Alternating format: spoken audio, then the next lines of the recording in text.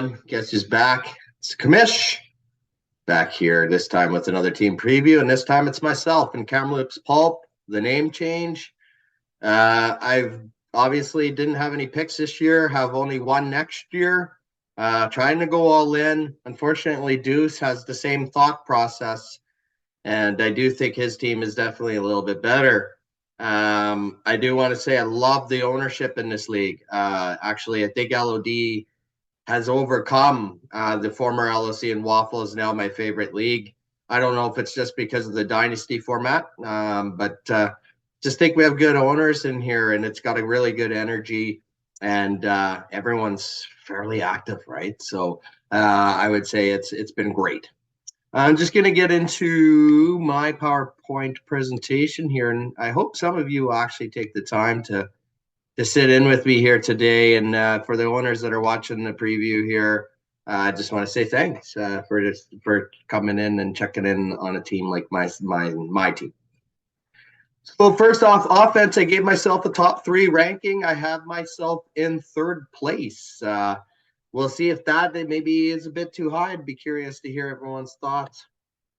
Looking at the quarterback position, I gave myself 12th. I don't think I'm near the top at all in the quarterback position. Well, here's the thing. Deshaun Watson, you guys obviously know why I got him. It's for the Browns.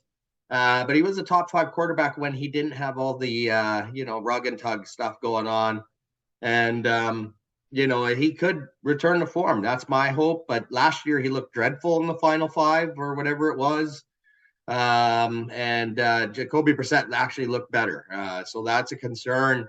But obviously they're surrounding him with weapons, and I'm hoping that Deshaun really probably had a lot of things on his mind with all the legal problems. And let's face it, there's probably a lot of money exchanging hands that we don't know about. So, I mean, yes, he got the big contract, but maybe some of that stuff had to be guaranteed money just for all these buyouts he had to do. Who knows, right?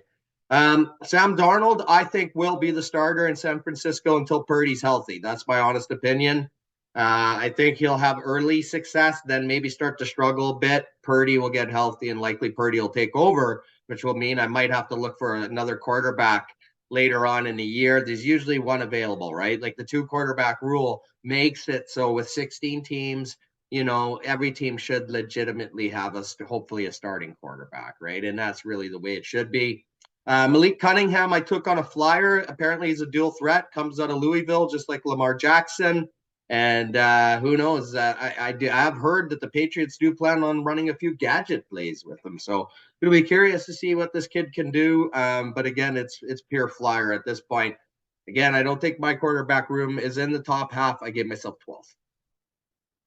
Running backs, I gave myself 6th. So you guys might be like, wow, that's a pretty low ranking considering the talent I have. And it probably is, right? As you guys saw, I posted the top 3 running backs, and we dressed 3 every week. All 3 of mine were ranked in the top 10 in that one image I sent earlier.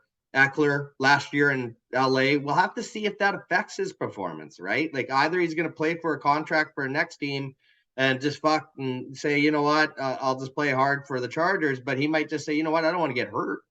And I want to get another big contract that maybe doesn't do much for the Chargers. So there's always that. Nick Chubb, I think this guy's nearing the end of his time in Cleveland. I hate to say it. I don't want to see it happen. I want him to be a Brown forever. But he's getting to be 27 and getting old. Tony Pollard, he's 26, but he's taken over the starting reins now over Dallas and Zeke. And he was obviously much more productive than Zeke was last year. But the reason I give myself 6th is I have no depth, right? Kareem Hunt's not even on a team. He did seem to lose a step last year. I thought it was just because he didn't want to get hurt. But clearly it was a performance issue. And Jordan Mason, of course, I took on a flyer last year. I still like this kid. It's just he's in a busy room there in San Fran. It's going to be hard for him to move up that depth chart. So anyways, I gave myself 6 just because there's not that much depth. If Eckler and or Chubb and or Pollard, one of them goes down, I don't have that strong 3 anymore. But if those guys can stay healthy, look out. I think I got a great running back room. Wide receiver, I'm giving myself top 3. I gave myself 3rd. I think I have legitimately 7 guys that are going to put up points. And honestly, we only can address a max of 6. So, the lack of running backs I have, because I'm only going to address 3 really based on the group I have there. I do have legitimately 6 wide receivers I can dress. And by having 7 that are going to be point productions, it also opens up the door for these guys to be okay when my other guys are on the bye. Let's start with Cooper Kupp. He is going to be the main focus in that Rams offense, you got to think, and the running game. Hopefully he can stay healthy this year. That's going to be the big one. I'm not a big Rams fan. I have him solely to try to win in fantasy. Tyreek Hill, well, isn't it interesting? I'm going to a Dolphins game this year, and I pick up Tyreek as in a trade with Robert. Essentially, what I did, I traded Debo. I think I got 2 firsts or something back. One of them's catching my Belichick's, who I had in a bottom half here this year. So depending on how the lottery goes, you just never know. And then the other side of it is I then traded one of those picks. It was actually, I don't even think I traded a first to get Tyreek. So, or I traded one first, and I traded Deuce's first, which of course we know is probably going to be a bad first because he looks like the top team in the league. So I'm happy to have Tyreek, and I'm going to get to see him live, and I'm stoked about it. I'll probably have to get his jersey before we go. Amari Cooper, he's on the Browns. I'm excited for him. I think it's his last year here in Cleveland. No, too much salary, but he's a great possession receiver. Guy does catch, good balls. I've never been a big fan of Cooper, to be honest, but he's on the Browns. So DeAndre Hopkins, this guy's a machine. He always seems to do well, so we'll see. Elijah Moore could be the WR1 waiting in the wings when Amari Cooper leaves, oddly enough. I did read a report about it from a famous Browns reporter, Nathan Zagura, this morning.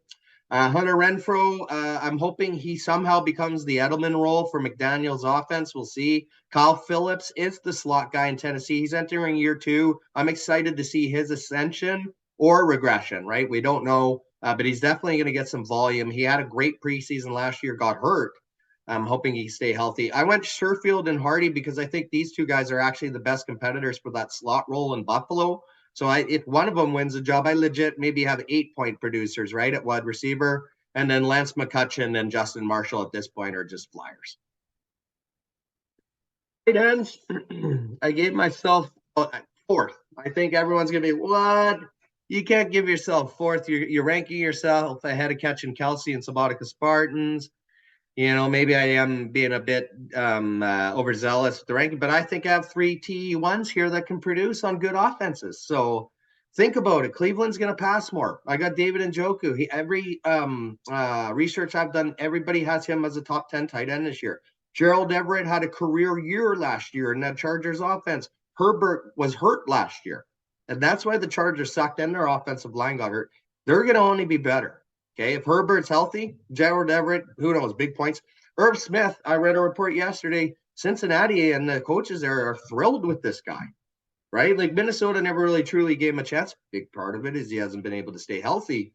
But I think if he's in an electric offense too, like all 3 of my guys I feel are in top offenses in the NFL, means more red zone touchdowns, more red zone targets for these tight ends. And that's why I have them ranked 4th. Again, I'd love to hear your guys' opinion and rebuttals on that. They're all entering, I feel, their prime age too as well. So I throw that out there as well.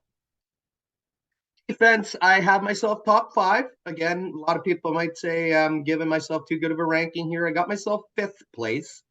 Let's just get into it. DLLB, I got Myles Garrett. I mean, he's arguably the best pass rusher in the NFL. Here you go, Myles. Got the jersey on.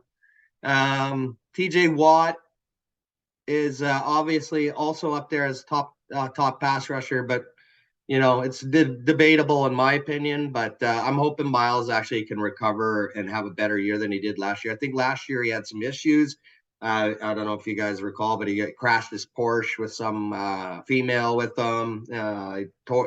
Messed up his shoulder. So just not a good look, right? So hopefully he can improve because, I mean, this Porsche crash also comes after him hitting Mason Rudolph over the head the year before with the helmet, right? So just not good looks for Myles, even though the guy definitely seems intelligent in his interviews. Cameron Hayward, Aziz Ojolari. Hayward's one of the better DTs. He's one of those DTs that I think can get you points. He's a disruptor. Aziz Ojolari is obviously the sidekick for Thibodeau, and Joe Tryon-Shoyinka. He's entering year 3. I'm hoping it's 3 times lucky here for him. He hasn't really shown his his draft hype when he was actually selected. But hopefully he can show some things. My middle linebackers, I think I got a good group, right? Matt Milano puts up points. TJ Edwards is going to a new situation in Chicago. He's going to want to show out. JOK and Anthony Walker are the two main linebackers for Cleveland. Darian Beavers entering year 2. He was slated to be the starter last year for the Giants. Tore his ACL in preseason. I'm glad it was preseason, though, because he might actually be somewhat healthy this year. Rodney Thomas is actually a DB or an LB, so I love the fact that I have that versatility with him. Jamian Sherwood is going to take over in New York for a role, so I think that's good. And then I drafted 3 rookies that I think are in decent spots and never know spots, right? Pace with Minnesota. Who is the starter? Is it Asamoah or is it open?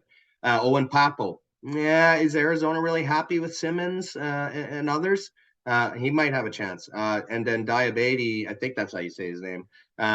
He's going in a scenario where he's hopefully might be a handcuff for me with JOK and Anthony Walker. DB, I like my group as well. Jonathan Owens going to Green Bay, new situation. He will be the starter, I feel. Eddie Jackson, I picked up on waivers late last year. I know he had a bad injury last year, but he was a good point producer when he was healthy. Tyrann Mathieu, veteran, but definitely a playmaker. Justin Reed's a good playmaking free safety. Nick Scott, I think, will be the starting strong safety for Cincinnati until Battle is ready. They signed him to pretty big money, so I think he will start off with the job. Tariq Woolen is a great corner in Seattle, now drafting or potentially covering the number 2 receivers now, and Jartavius Martin might actually start at safety for Washington. So that's why I give myself 5th. I think it's a pretty decent defense, but I don't think it's by any means the best in the league.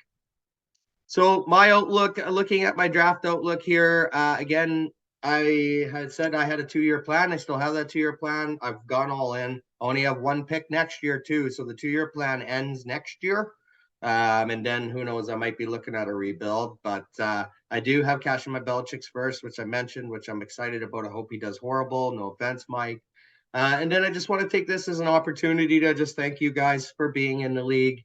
I appreciate all of you. The videos and things are great, but the league isn't complete unless it's your guys' active ownership and obviously great communication. I do want to thank some of you guys just for having my back last year through trying times.